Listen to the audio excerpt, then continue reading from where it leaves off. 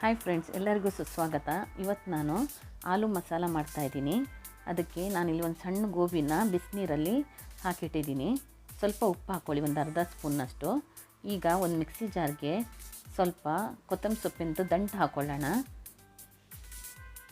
ನಂತರ ಇದಕ್ಕೆ ಎರಡು ಹಸಿಮೆಣಸಿನ್ಕಾಯಿ ಹಾಕ್ಕೊಳ್ಳಿ, ಹಾಗೆ ಸಣ್ಣ ತುಂಡು ಶುಂಠಿ ಹಾಕ್ಕೊಳ್ಳೋಣ. ನಂತರ ಇದಕ್ಕೆ ಅರ್ಧ ಕಪ್ನಷ್ಟು ಗಟ್ಟಿ ಮೊಸರನ್ನ ಹಾಕ್ಕೊಳ್ಳಿ. ಇದಿಷ್ಟು ಹಾಕ್ಕೊಂಡು ನುಣ್ಣಗೆ ಗ್ರೈಂಡ್ ಮಾಡ್ಕೋಬೇಕು.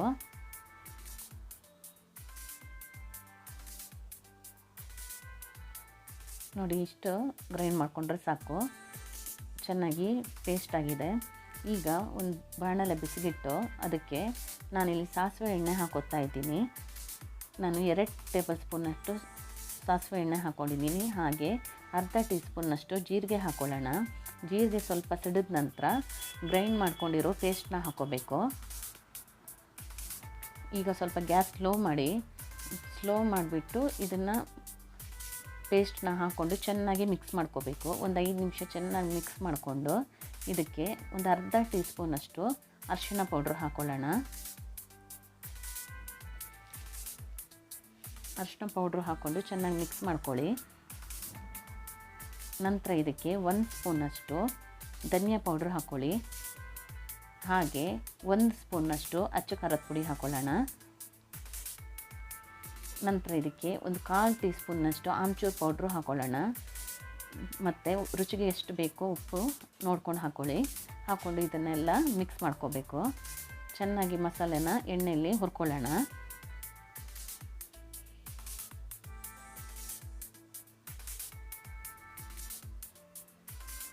ಈಗ ನಾನು 2 ಆಲೂಗಡ್ಡೆನ ಕಟ್ ಮಾಡಿ ಇಟ್ಕೊಂಡಿದ್ದೀನಿ, ಅದನ್ನು ಇದಕ್ಕೆ ಹಾಕ್ಕೊಳ್ಳೋಣ. ನಾನು ದೊಡ್ಡದಾಗಿ ಕಟ್ ಮಾಡ್ಕೊಂಡಿದ್ದೀನಿ. ಇದು ಹಾಕ್ಕೊಂಡು ಚೆನ್ನಾಗಿ ಒಂದು ಸಲ ಮಿಕ್ಸ್ ಮಾಡ್ಕೊಳ್ಳಿ. ಮಿಕ್ಸ್ ಮಾಡಿಕೊಂಡು ಒಂದು ಅರ್ಧ ಕಪ್ನಷ್ಟು ನೀರು ಹಾಕ್ಕೊಳ್ಳೋಣ. ನೀವು ನೋಡ್ಕೊಂಡು ಹಾಕ್ಕೊಳ್ಳಿ, ಅದು ಬೇಯೋದಕ್ಕೆ ಎಷ್ಟು ನೀರು ಬೇಕು ಅಂತೇಳಿ. ನಾನೀಗ ಮೊದಲಿಗೆ ಅರ್ಧ ಕಪ್ನಷ್ಟು ಹಾಕ್ಕೊಂಡಿದ್ದೀನಿ.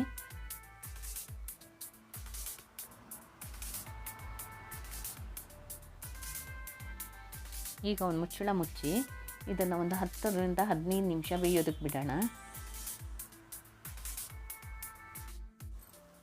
ಈಗ ನೋಡಿ, ಮುಕ್ಕಾಲು ಭಾಗದಷ್ಟು ಬೆಂದಿದೆ. ಈಗ ಕಾಲಿಫ್ಲವರ್ ಹಾಕ್ಕೊಳ್ಳೋಣ. ಇದು ಹಾಕ್ಕೊಂಡು ಚೆನ್ನಾಗಿ ಒಂದು ಸಲ ಮಿಕ್ಸ್ ಮಾಡಿ ಒಂದು 5ರಿಂದ 10 ನಿಮಿಷ ಇದನ್ನು ಬೇಯೋದಕ್ಕೆ ಬಿಡೋಣ. ಚೆನ್ನಾಗಿ ಉಪ್ಪು ಖಾರ ಎಲ್ಲ ಎಳ್ಕೊಂಡು ಬೇಯುತ್ತೆ ಅಷ್ಟೊತ್ತಿಗೆ. ನೋಡಿ, ಈಗ ಚೆನ್ನಾಗಿ ಬೆಂದಿದೆ.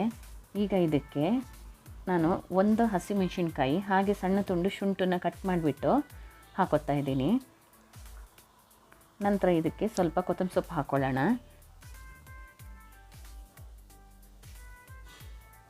ಚೆನ್ನಾಗಿ ಮಿಕ್ಸ್ ಮಾಡ್ಕೊಳ್ಳಿ.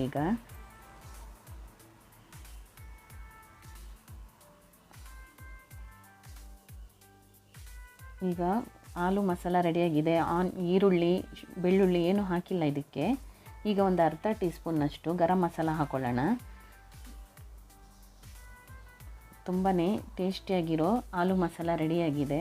ಇದನ್ನು ನೀವು ಚಪಾತಿ ಜೊತೆ ಸರ್ವ್ ಮಾಡ್ಬೋದು, ಚಪಾತಿ ಪೂರಿ ಯಾವುದ್ರ ಜೊತೆನೂ ಸರ್ವ್ ಮಾಡ್ಬೋದು. ನಾನಿಲ್ಲಿ ಚಪಾತಿ ಜೊತೆ ಸರ್ವ್ ಮಾಡ್ತಾಯಿದ್ದೀನಿ. ಈ ರೆಸಿಪಿ ನಿಮ್ಗೆ ಇಷ್ಟ ಆದಲ್ಲಿ ಲೈಕ್ ಮಾಡಿ, ಶೇರ್ ಮಾಡಿ, ಹಾಗೆ ನಮ್ಮ ಚಾನಲ್ನ ಸಬ್ಸ್ಕ್ರೈಬ್ ಮಾಡಿ. ಧನ್ಯವಾದಗಳು.